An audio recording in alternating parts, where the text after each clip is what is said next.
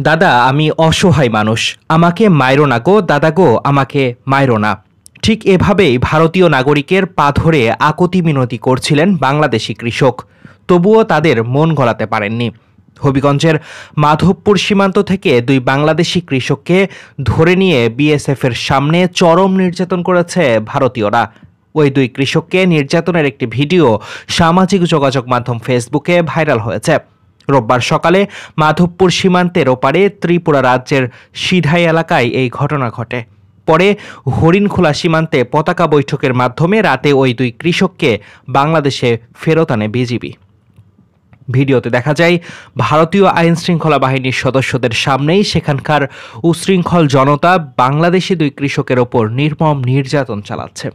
আইন শৃঙ্খলা বাহিনী পিকআপ ভ্যানে তোলার সময়ও নির্যাতন চালায় তারা।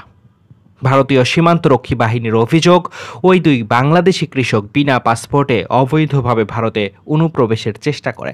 এজন্য তাদের ধরে নিয়ে আটক করা হয়।